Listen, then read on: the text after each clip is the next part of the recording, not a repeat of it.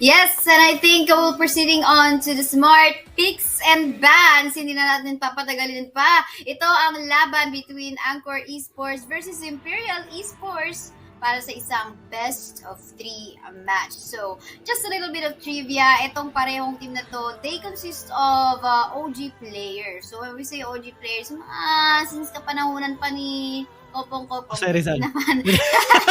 Mga season 1, season 2 players, naglalaro na ng ArenaofValor. Yan. Mga OG Lodlads. Malamang, kilala nyo yan. Sila Vittorio, Giovanni, di ba? Mad, Kila, Meow, Kitty, Ode, Sofia Nicole, Dao, Tora, Crosspor, We. Lahat ito familiar sa inyo, definitely, kung since season 1 or season 2 naglalaro na kayo. And not to mention, by the way, yung kanina binanggit natin nung intro natin, di ba? Merong tatlong female players dito sa Encore Esports. So, nakakatuwa kasi diversified yung team nila. We have there si Mad, si Red, si Meowch, si Angeli, tsaka si Kitty, si Anicole. Si Kitty yan, kateam ko yan dati sa Balia nung naglalaro pa ako ng Pro League. So, tignan natin kung ano ang ibubuga nila. Kaiba yun, di ba? Lalo na pag nakita natin na nanalo ang Encore Esports, di ba? Up against sa Imperial. Pero we'll have to see. Kasi ang dami pwede mangyari sa laban na to. Yep. Okay. Medyo natutuwa ako na ayun na nga, andun yung respeto sa Aya. I'm kind of a bit surprised though na first ban, first pick, normally we do see it being banned on the red side. Kasi, so parang nagte-threaten ka ng first pick Aya. So dito parang, I guess, you just don't want it being available or wala talaga silang balak na piliin din ito. So they're the ones who have taken it away instead. They also took out the Lorian while Encore Esports have taken out the Hayate. We're seeing now the competitive pick and bans here in the smart pick and bans. So, ano man pwede pa dito i-take away ng Encore Esports? There is the priority as well on the LSU na pwedeng either take away ng Encore Esports or hayaan nila since ang dami pa rin ng mga choices right now for the first half ng ating picks na mangyayari.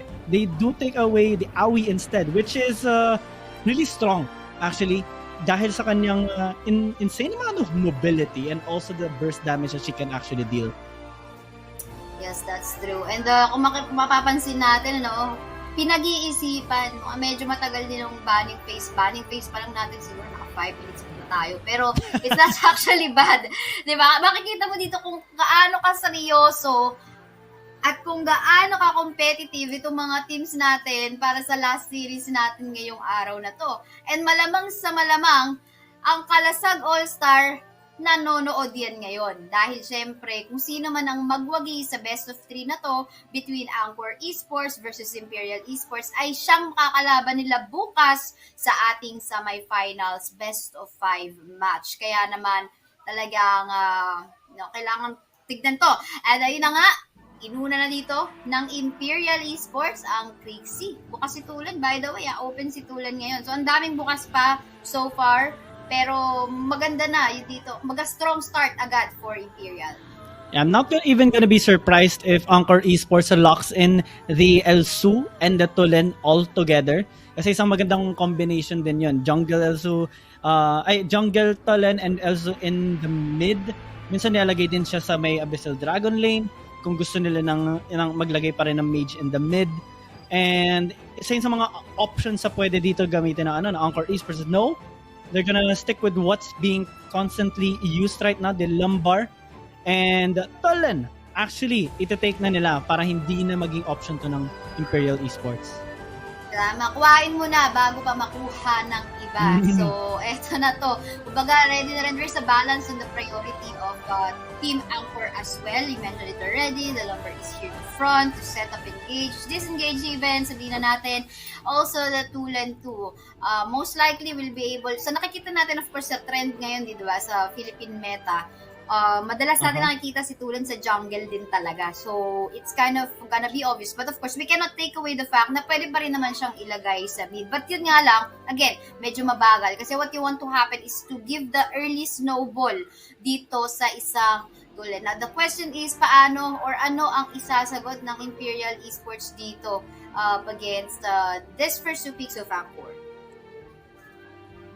Well, Tachi is a really good pick, but I'm also looking forward to seeing them having a really high damage dealing late game ADC or marksman. So Kafeni can actually be a really nice pick here on the side of Imperial Esports na pwede nila i-pair up with another support just like maybe Alice, maybe Paina, Rui, yung mga ganyan para talaga ma-enable siya and have that insane amount of protection. Since Crixie, ang laking dami siya pwede nilang i-deal. Looking at the first 3 picks here of Imperial Esports and comparing it to Encore Esports, nagugustuhan ko yung sa pareho. But looking at the damage department, I'm giving this so far to Imperial Esports. Ang Encore Esports dito, so far, I'm seeing them as wanting to have more options in the game. Meron silang pang burst, meron silang pang team fight, meron din silang pang pick off with the double trouble, of course, by Laville. And nakita natin kanina, it can do wonders, right? Yeah, especially in setting up. Kung mag-fail man yung double trouble dito ni Laville, no worries because they still got the lumber to actually find an engage possibility if they want to go for that fight. But yun nga, then again, if titignan natin in terms of damage output, I mean, there is balance so far eh. So we can't say as of yet until we find the final draft of both of the teams. Siguro ang nakukulangan ako ngayon sa Imperial ay yung setup talaga, yung pinaka-solid na setup. And so far, wala ngayon. Yes, there's the stun coming from the Crixie, but we're looking for someone who can actually really frontline steadily para sa Imperial. We have to find that one out, but so far, looking good ang parehong teams natin. Ayan, yung shoutouts muna syempre sa ating mga manonood at sumusuporta sa mga teams natin. Ayan, shoutout kay Aisen Martin, Gigi Ivex, G-Joy Rivera, Nika Sarmiento. Ayan, don't forget to like and share the live stream with the hashtags muling lumakad na tag at hashtag SIBOL powered by Smart. Yeah, and one of the power picks as well, Click Knock taken away here by Encore Esports along with the Kira. So ito yung mga nagte-threaten sa sa Laville and Tulen, them being bursted out. Sobrang malaking hassle para sa kanila kaya tatanggalin na nila. They want to have that flexibility and mobility during team fight, yung kaya nilang makipaglaban front to back and nakaka-kite sila against Imperial Esports. So a really smart ban coming in from them, while Imperial Esports having this kinds of ban, Veres, Florentino, it kind of shows or states that they want team fight grouping up constantly. So ito mga pwede mag-split push, ayaw nilang magamit ito ng Encore Esports. Though meron pa na namang option dito yung Encore Esports like the Omen and maybe the Richter, pero I don't think that they're actually gonna be hovering into those anymore. Ikaw ba, meron ka bang inaabangan na i-pick dito ng Encore Esports? Do you have any insight on what they might pick next? Well, what they're currently lacking is of course DS laner and dami pang possibilities right now. But yun nga lang, tinanggal si Veres at Florentino dito, so we're down. We are lacking these two potential na pwede na rin i-pick. Pero ang dami pa eh. The Roxy, we've seen a while ago, and the Omen too. So, ang dami pang possibilities. But for the meantime, Encore Esports already have revealed na talagang ilalagay sa jungle itong si Tulen. Them having another high CC potential mid laner dito in the form of sorry. Liliana. Liliana. Ibang game yung nasa isip ko. Alam mo ko nasa. And yung maganda dito, it really shows. Ito yung mga gusto nila. They have Tolen, they have Lavelle, they have Liliana. Mobility. Ito yung gusto nila. Gusto nila makagalaw talaga. Pero medyo mahirap ito yung mga final picks. I mean, Irie and Lubu, they're really going hard here on the side of Imperial Esports. Makikipagbalagbagan talaga sila dito. And they do have split push potential as well. Since even Irie, even Tachi, even Lubo, they can serve on the side lane. So, ito yung pwede mag-threaten sa Encore Esports. I think they do need one more frontline in this composition. Kasi, support Lamberto for sure. I'm thinking either go with something like Richter, maybe. Kasi, Omen. Yun yung kailangan nila. Mas I mabilis. mean, Omen. Ito yung nabanggit natin kanina. Definitely not bad. Kanina nung hayaan sa lane, nakapag-split push, tumaba, kayang mag-isa, kayang manlito, kayang mang-psycho. So, kung maulit-ulit yung ganong klase ng play, definitely possible magawa yan ng Encore Esports. But yun nga lang, may nakikita tayo dito na napakalikot din naman na composition sa side ng Imperial Esports with the mobility as well in their lineup. Lubu, Ari, and of course, nakikita rin natin dito si Grixie, ibang klase rin talaga dito in terms of them catching up into team fights. So, more on execution to kasi, again, pinag-isipan yung draft natin para sa game 1 na to. And hindi rin biro, again, mga OG players to, Imperial Esports, they consist of Conqueror players na consistent maglaro ng ArenaofValor, kumbaga yung skills hindi mawawala. But of course, hindi rin naman biro yung experience na meron dito sa Encore Esports. I mean, we know Vittorio have been playing in casting ArenaofValor to Giovanni. He's been active not only here in the Indonesian server or sa Valiant server natin. Sorry, Valiant tuloy. Baratayuda server. And at the same time, yung mga female players natin, or even Kila has been active too. So, mainit. I'm just so excited to see. Baka feeling ko, ito na kaya yung parang level ng play na pinakita ng Kalasag at Skylight Esports. O baka mas matindi pa. Hindi natin sigurado. I'm just so excited to see it. Ito nga, draft pa lang, makikita na natin kagad yung win conditions ng parehong team. Team fighting, balagbagan, gusto dito ng Imperial Esports. Encore Esports, they want to establish good early game through small skirmishes, and also during team fighting, gusto nila ng flexibility and mobility to kite around their opponent. And having that Omen, having the Lumbar, they have solid frontline. Meron silang para mga bouncer na pwedeng pumigil sa mga gustong pumasok. Mahirap lang kay Lubo kasi syempre, diba, hassle lang kapag sumugod talaga. And also, they do have 3 frontlines, kumbaga, or engage heroes on the side of Imperial Esports. But they have to respect as well the damage coming out from Encore Esports later on kasi yan yung foundation ng Encore Esports.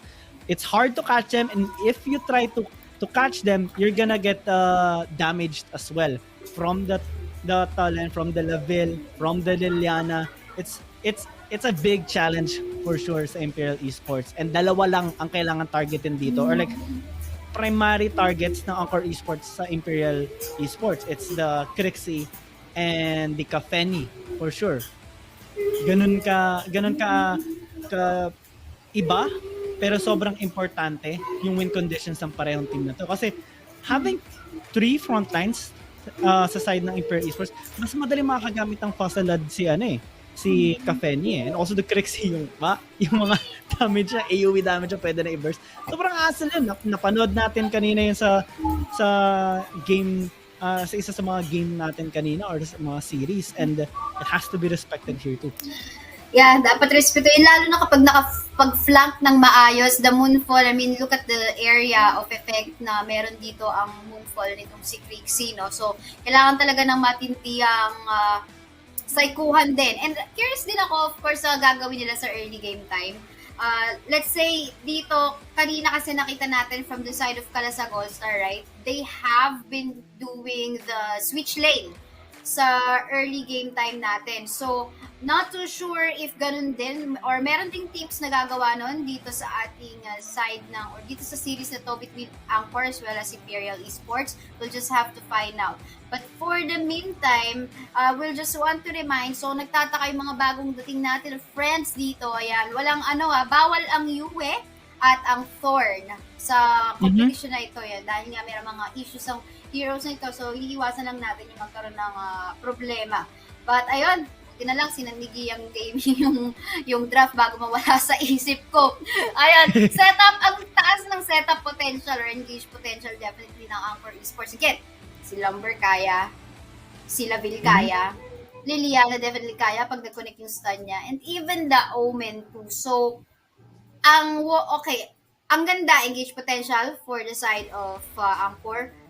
Ngayon naman sa Imperial, sa natin nakahanapin yung most likely kay Crixie, kay Crixie, tama. Kay Crixie, dito talaga, and yun lang, hindi siya pinaka-hard engage talaga. So, mas makikita natin dito, most likely si Encore, maghahanap talaga ng bakbakan, ng laban. Yep. And now, the question in here, how safe will maybe Laville be in the backline? Well, alam natin, kayang-kaya niyang mag-isa in the backline, having that second skill of his, with the shielding. So, alam mo, survivability-wise, kung pipili ako ng lineup dito, siguro I'm gonna go for Encore Esports. Composition lang composition. Kasi iniisip ko yung, different situations, engage, disengage, kaya ba mag-isa ng mga heroes ito? And most likely, mas nakikita ko yung upper advantage para sa mga heroes ng Encore Esports. Ikaw ba, Giyang Game? Kumbaga nakikita ko yung perspective mo yung snowball capacity rin talaga, and also how volatile things can be due to 3 damage heroes being on hand sa side ng Encore Esports. Yun yung nakakatakot So pwede yun yung maging katakutan dito ng Imperial Esports. I wanna take note though and give a quick shout out to Pain Vinco dahil sinabi niya Crixie is a lane mage that can definitely kill any hero in the early and late game. So ito yung pwedeng kailangan i-watch out din ng Encore Esports as we head down to game number 1 of this best of 3 series between Imperial Esports and Encore Esports. Standard start tayo for both teams, but we can already assume that Encore Esports might actually try to have that early game advantage. But actually, both of them actually did a switch lane. Kung mapapansin natin, ang ating mga Dragon Laners ay hindi na Dragon Laners. DS Laners na sila. Nandun sila sa side ng Sentinel. Unfortunately though, si Old walang kasama dun sa parte ng mapa na yan. Kaya ang Sentinel mapupunta muna para sa side ng Encore Esports with the protection coming from the Lumber, itong si Mad. And yun na nga, ito ang visual na papanoorin natin, bale. Gaano kabilis mag-i-snowball itong si Laville in comparison to the Cafeni, lalo na nakuha nila. So we just have to find out. Ano nga? Yeah, it's gonna be... That was fast. Yeah. Ang mabilis, First, a blood agad. Sophia Nicole got taken down and there's nothing that Imperial Esports can do. Dragon and definitely have appeared. Alright, well, ito makikita natin, tamang palitan muna ang parehong team natin dito. Bibigay muna ng Imperial Esports ang Dragon sa Encore Esports at ang Encore naman sa inyo muna ang Slayer Imperial Esports. So, balanse pa naman, hindi pa naman malaki, wala pa masyadong gap sa game na to. But again, in terms of how these teams are actually rotating into the map, halos pareho, malikot sa mapa, except for the fact na itong si Sophia Nicole, talagang iwan muna kung iwan. Itong Cafeni ko sa taas ng mapa, libot muna ako kasama ng mid lane. Dito talaga kailangan respetuhin ng Imperial Esports yung early game snowball capability ng Encore Esports. They're gonna be looking for picks constantly since they have so much mobility. They have also the hook coming in from the Omen. Later on, nakikita na natin sila grouping up into the top lane. Medyo fortunate siya doon na hindi siya tinamaan ng skill ni Mad. If he did, they might have dove him under the tower and try to get a kill as well. Looking at both teams in terms of objectives, pantay naman sila. Dark Slayer for Imperial Esports and the Abyssal Dragon for Encore Esports. Things are looking a little bit slower than the start. Pero Encore Esports, they're gonna be looking for picks. Ito na yung alam natin na gagawin talaga nila. They attempted here on the top lane, but Good job for Imperial Esports for dodging it. Pero mukhang aabangan nila. There's the knock-up coming from Crosscore. They are able to sustain for the meantime. There's a knock-up by Mad, forcing them to disengage. For the meantime, ganyan talaga makikita natin. Oo, nakita natin, I think, 2 beses nagamit ni Mad doon yung kanyang Earth Splitter. No? The first time, it kind of failed because Encore Esports were actually attempting to go for a dive. Pero eto, tingnan natin dito kung makakakuha sila ng double trouble na connect. Yeah, Sophia Nicole though, managed to disengage. So, yung Spirit Sentinel, bibigyan na lang nila parang okay na yan kasi mamatay isa sa atin. Ginamit na ni Sophia Nicole kanyang ultimate to be able to back away successfully. She was a little bit delayed on that. Medyo alanganin yun. And mapapansin mo dito yung priority talaga ng Encore Esports sa Sentinel. Bigay kung bigay. I mean, amin to rather. Pepwesto kami dyan bago pa mag-up. Kukuha kami ng kill kung kailangan namin pumatay, kung papatay kami. Pero I think tignan natin yung magbakas taas ng mapa. Yeah, Joe Bunny popping out the dash already while waiting for the other teammates. Vittorio is looking for an angle here since, well, they know the talent can actually deal a lot of damage, not only in the late game, but also in the early game when given the proper positioning. But they're focusing on just farming and constantly looking for opportunities across the map. Kita natin talagang 2, 3 nag-roam yan. And that's one of the things that we have learned already in AoV. Once you clear out a lane, look for picks, look for objectives, look for anything to gain an advantage. And right now, Encore Esports are trading the Dark Slayer for the taking of this Abyssal Dragon. So ngayon, parang very similar din sa nakita natin sa Series 3 Series 3 natin kanina between Kalasagin Skylines. Kumbaga sa early first few minutes ng laro, sige, palitan muna. Kung palitan, magkakatulad na talaga sa late game. Then, after makakuha ng item, then tara, bakbakan. Kumbaga, tingnan natin kung sino na talaga makakaisa. And then again, yun na naman tayo. Encore Esports gonna be securing the Sentinel. Let's take a look at the gold of Laville, 3.2k. In comparison to what the Cafeni has, having 3k gold. So, we can see the difference. No? Ang laking bagay talaga pag nakukuha mo yung Sentinel na yan. Hindi lang kills, pwede makuha dyan. But of course, additional experience. So, small, pero nagpapatong-patong kasi. So, gets piled up and the gold, kahit 700 lang ito, it can be substantial as well. Knowing how Encore Esports drafted a good scaling composition too, hindi pwedeng magpakumpiyansa lang dito yung or kampante yung Imperial Esports. They have to scale up as well and find ways to win the late game too. Kasi even if they have the Cafeni that can deal a lot of damage later on with the ultimate, and also the Crixie, ganun din kasi kasakit or baka mas masakit pa yung damage na pwede dito ng Encore. Tignan mo, hindi pa lumalabas yung Sentinel. Nakabang na yung Encore. Alam nila yung timing, diba? So, again, item lang, be patient, alam yung timer, let's contest and get that. So, let's see how this will pay off. But so far, 1k gold lead, although hindi ganun kalaki. That's something. Yeah, Mad is spotted out, pero well, it's a tank, so you shouldn't really try to engage him. Most probably, Joe Bunny is gonna engage onto them instead. Crosscore is already eliminated. They might have to give this blue buff away. There's nothing that they can do, and he tries to get it, try to steal, nearly gives up his life for it. Ganun kasakit dito ang Encore Esports. Now, after the fight in the jungle, they're looking to gang top. Vittorio is here with a lot of damage to deal. Sophia Nicole backs away successfully, but not the tower. It's gonna be destroyed. Napakaganda ng ginawa ng Encore Esports, and that 1 kill, 2 kills, give it to Tulen kay Vittorio. Definitely we can see Encore Esports going online now. Lalo na nakuha nila yung isa pang torre doon sa taas ng mapa. They're having that position na mas madali lang makokontest itong Sentinel.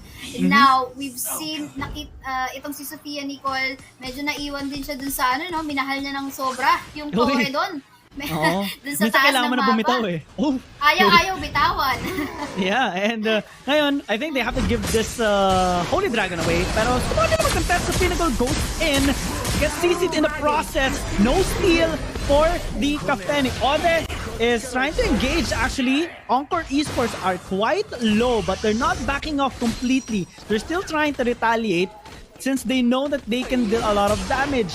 And right now, Imperial Esports, they're the ones who are forced to back off. And Encore Esports, binabraso na nila, daan-daan nilang zinozone. They got the blue buff already in the top lane. While ngayon, sinusubukan nila kunin yung red. And Down9, I don't think he can steal this out. I mean, given, again, the composition ng Encore Esports, talagang hahanap sila ng laban, hahanap sila ng bakbakan because that's how their craft is actually built. Sayang naman yung stun nila, di ba? Sayang naman yung pang double trouble kung hindi gagamitin. Kung mapapansin mo rin, itong si Mad, ult ng ult. Wala siyang pake kung mag-miss or kung pang-disengage. Basta magamit yan. But then again, reason being, marami silang pang-engage dito. Marami silang pang-initiate. So kahit mawalan dito, itong si Mad ng Earth Splitter, okay lang. Yeah, nakita nga natin si Vittorio 2v1, stealing out the blue buff, no problem. Even got a kill onto Down9 in the process kahit andun na yung kasama niya. Ganun ka-fed na ngayon si Vittorio. He's 3-0 right now and sitting at 6.6k. Comparing it to the jungler of Imperial Esports, Down9, medyo mahirap. And right now, there is the staking on the Infinite Slayer. I don't think Imperial Esports can contest this. They are trying to trade out with a fight into the bottom side.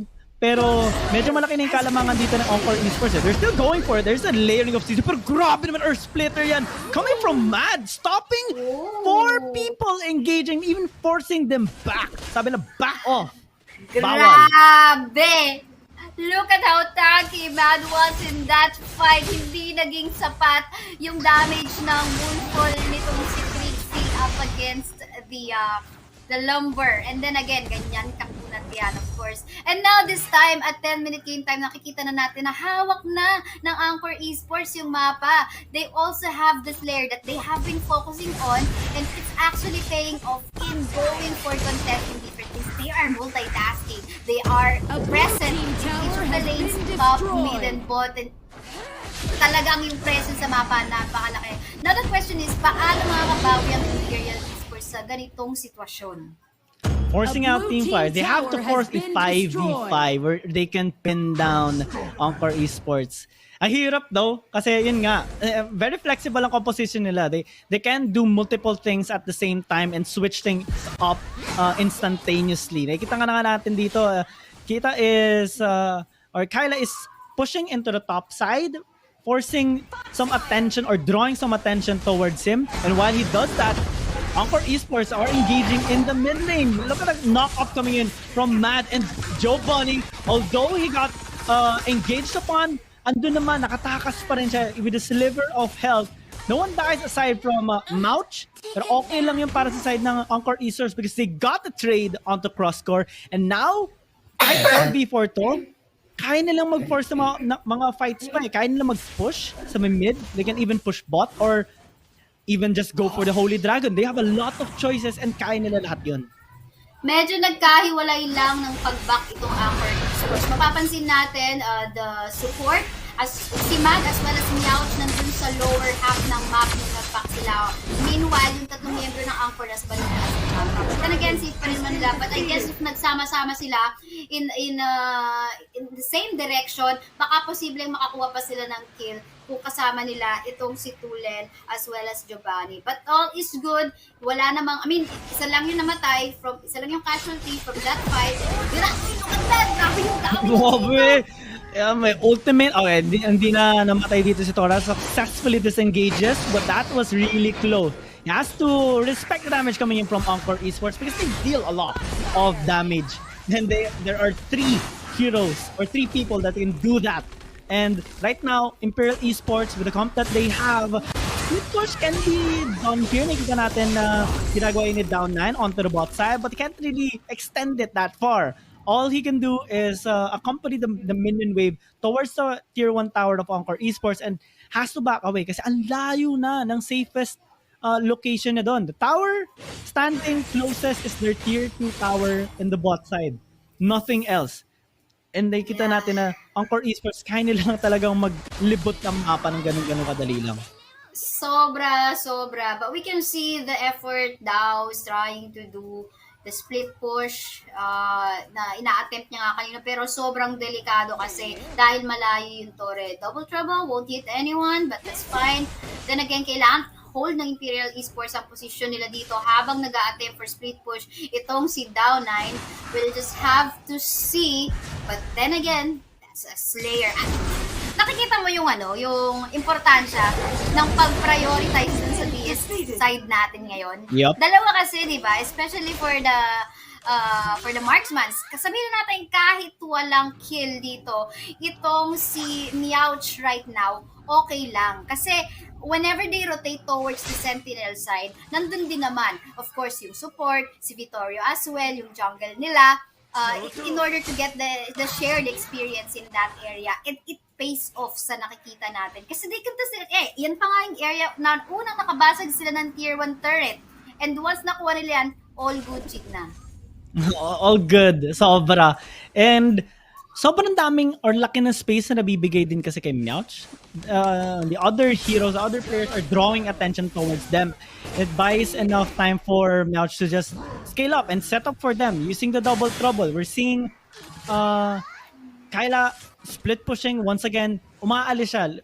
Hindi siya sumasama sa team niya kasi pwede siya mag-threaten naman ng ibang lane to kind of pressure Imperial Esports to respond. And right now, Joe Bunny is doing that as well. There's a push in the bot, there's push in the mid, and even into the top lane.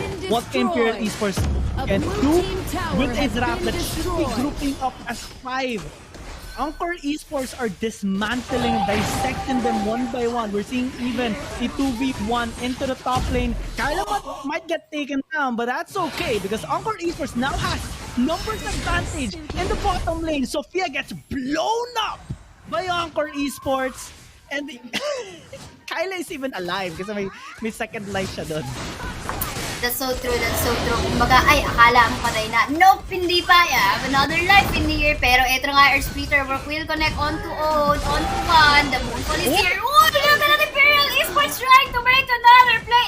Took advantage of the very massive plays of Encore Esports. Will this be a wipeout? Pamakabo muna si Kila dito dahil naubos ang kanyang mga kakampi. Now, with death timers on to 30 seconds, maybe Imperial Esports will get the chance to push 2 turrets into the And that was a fantastic flank coming in from Tora. Napakaganda yung ginawa na doon, and because of that, Imperial Esports now has a fighting chance. They took down mid-tier 1 plus the Infinite Slayer, and gayon, medyo napapantayan na nila dito with regards to the gold ang Encore Esports. 2,000, 1.5 at most, and Imperial Esports, they're getting mad. Yung momentum suddenly na-shift towards kanila, and ang hirap na nito. Meron pang Infinite Slayer na nagpupush sa mid. Make that a Dark Lord Slayer kasi 6-17 minutes na. And medyo mahirap to para sa Encore Esports. Yeah, pero huwag natin kalimutan pang-engage pa rin yung composition ng Encore Esports. Now, yung kaninang umasim yung Encore Esports dun sa inhibitor turret sa baba ng mapa ng Imperial Esports was actually the moment na naka-flank dito. Itong si Tora, itong si Crashcore, nag-boost ng Moonfall as well. And of course, sumasakit na rin si Own. But then again, that instance na pwedeng maulit yon is kind of tricky pa rin. They have to find that similar situation. And ito na nga, si Vittorio dito, bawas-bawas ang buhay. Duban is super low right now. Tignan natin kung makakasurvive, and yes, indeed they will. At ayun na, medyo delikadong lagay ng Encore Esports ngayon. But, a red team tower has been destroyed. Yeah, that's the omen for you. Kinda doing a work, but he's gonna get ganked by 4 people. I don't think he's gonna survive, but at least him drawing attention and buying enough time for Encore Esports to have that breathing room to push on the other side. They failed to kill Tora though. So, numbers advantage na naman ito para sa Imperial Esports now, grouping up in the bottom lane to help out Ode push out a tower. Ito na yung chance sila. Eto na nga. Makikita natin, abang si Torre, that double trouble will connect on to the Capedian. Earth Splitter will connect on to 2 or 3 members of Imperial Esports as well. Eto na nga, yung gaming 1 is happening in the game. Meowth is trying to free hit, but so many low HP bars on the side of Imperial Esports will force them to disengage. Pero okay lang yun. They got mad. Look at Thor! Gonna be the flank trying to kill Vittorio. He's gonna be unsuccessful with it, pero okay na dito yung Imperial Esports. Look at the gold. At 18 minutes, you finally saw the gold shift towards the side of Imperial Esports as well. I think that small, I'd like to call it as lemon plays instead sa nangyari sa my bottom lane, cost so much on the side of Encore Esports. And ngayon, after a long investment to try and have that dominating early game, suddenly, they're kind of shivering right now because Imperial Esports does have a fighting chance right now to end this game in favor of them. Ito yung sinasabi, hanggat may base, may pag-asa that what has happened to Imperial Esports right now. So ngayon, nakikita natin sa minimap na hiwa-hiwala yung mga miyembro ng Encore Esports. Delikado lagay dito ni Vittorio. Mag-isa, hindi siya pwede mahuli dito, ha. Delikado, we can see trying to catch him up. Oh no, talaga. So si Lord, yeah, Down9 is also here. The burst! The laser beam coming in from they will get that kill. Make that too. Pero may second life pa rin naman si Kyla. He's gonna get taken down a second time though as Imperial Esports are marching in towards the members of Encore Esports. Ito na yung composition na meron sa triple frontline. Babrasuhin nila talaga dito yung Encore Esports. And how can they defend? Vittorio is down. Although andito pa rin naman si Giovanni, andyan pa rin sila Meowth. But at 25 seconds, can they actually be able to catch up onto Imperial Esports? With the Dark Lord Slayer again spawning up in 15 seconds while Tora is split pushing as well. Yes, and with Tora split pushing, definitely very mobile, very slippery. Wala siyang paki dito kung merong mag-try humabol. And that will actually give position for Imperial Esports na simulan itong Infinite Slayer natin. We'll just have to see. Papipiliin ng Encore Esports ngayon. Depensahan niyo yung bot nyo o pupunta kayo dito to try and go for an engage. The Double Trouble will connect onto one. Nag-back out dito.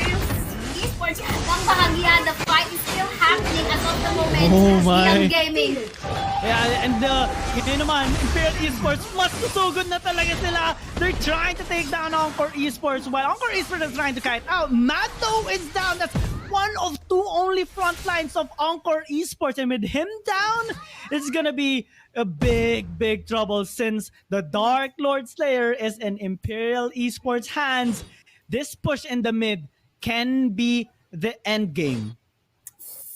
Sobrang tricky. But then again, look at how Imperial Esports is still giving respect sa kakayanan ng engage ng Encore. Now, let's take a look at dito sa ating instant replay. Again, halos mapaback away dyan ng Imperial Esports. But fortunately enough, we can see one Down9 going for that steal on, or secure rather, ng Slayer natin. And of course, with the Moonfall, I mean, there's just way too much damage. Burst damage, as we're talking about in here, from the side of Imperial Esports naman. And not only that, nagkahiwa-hiwalay na rin kasi sa mapa itong Encore Esports team, having the potential na mawala yung capacity ng Encore Esports na gawin yung engage nila. Ojo Bunny has a good flank though. Odin nearly gets taken down, pero it's only chunked down to half. There's a Dark Lord moving into mid lane. There's a force engage once again by Imperial Esports, forcing Vittorio to actually get taken down. I thought he's gonna be able to stay alive, but no, Imperial Esports,